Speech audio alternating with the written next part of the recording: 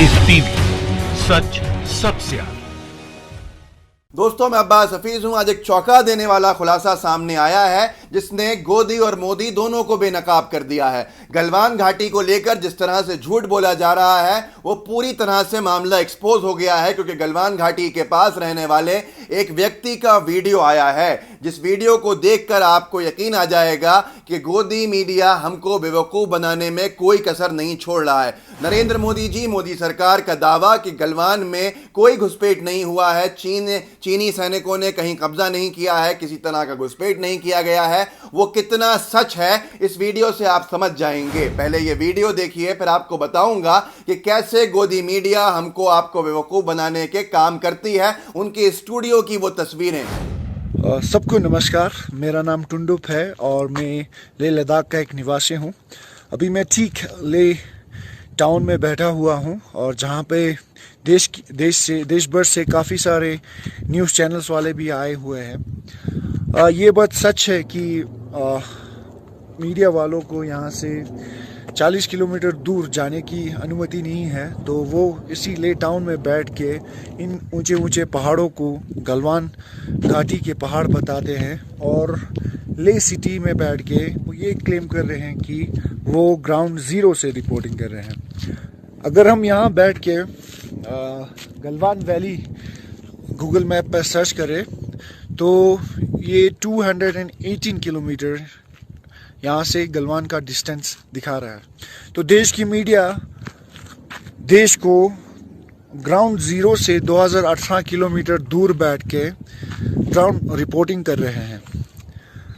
ऐसे हालात में देश की मीडिया देश को क्यों गुमराह कर रहा है, देश को क्यों झूठ बोल रहा है, ये हमारे समझ के बाहर है।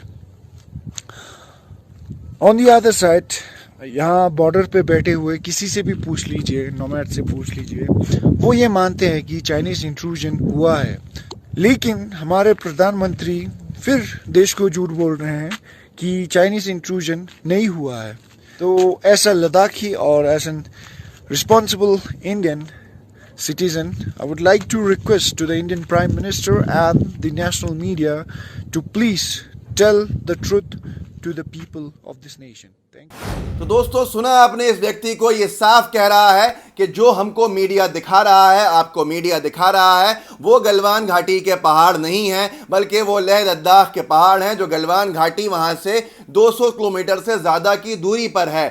इस व्यक्ति ने आपको गूगल मैप्स में भी दिखाया है कि यहाँ से गलवान घाटी बहुत दूर है, लेकिन मीडिया को वहाँ अनुमति नहीं है। मोदी सरकार से इस व्यक्ति की अपील है कि सच्चाई देश को दिखाइए, और नेशनल मीडिया से भी अपील की है कि सच्चाई देश को बताइए। इस व्यक्ति ने यह भी कहा, आपने सुना, कि वहाँ पर कब्जा हुआ है, चीनी सैनिकों की घुसपैठ हुई है, और इसने यह भी कहा कि किसी भी तरह के बंजारों से आप पूछ सकते हैं, वो आपको बता देंगे कि चीन ने हमारी सीमा में घुसकर हमारे इलाकों पे कब्जा किया है। अब दोस्तों, सबसे बड़ा सवाल यह है कि गोदी मीडिया ये पूरे देश को जो है ये मूर्ख समझते हैं, कि ये सोचते हैं कि 130 करोड़ लोगों को ये जिस तरह से चाहेंगे बेवकूफ़ बना लेंगे और मोदी सरकार को बचा लेंगे। आपने खुद देखा कि जिस तरह से झूठ बताया जाता है वो कैसे बनाया जाता है। कुछ दिन पहले आपको याद होगा, दीपक चौरसिया जी चांद पे चले गए थे, स्पेस में चले गए थे, और वो स्पेस के फुटेज आपको क्रोमा से दिख रहे थे, लेकिन उसकी हकीकत क्या थी,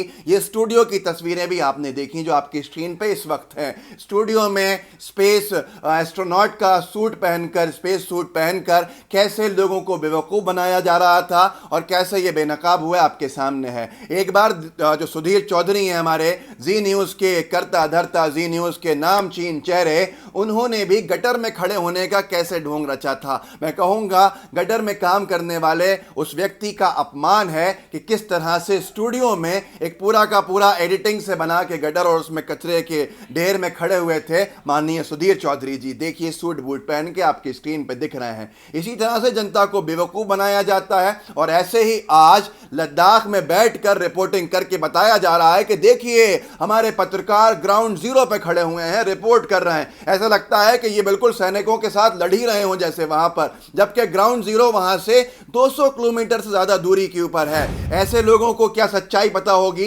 इनका एजेंडा है कि सरकार के बचाव में कुछ भी कहना है और ये बताना है देखिए सब कुछ सही चल रहा है। वो जगह ही नहीं है जहां विवाद है, उससे कई गुना दूरी के ऊपर खड़े होकर बोल रहे हैं कि बिल्कुल सही चल रहा है मामला, यहां कुछ गड़बड़ नहीं है। मोदी सरकार मीडिया को वहां जाने ही नहीं दे रही।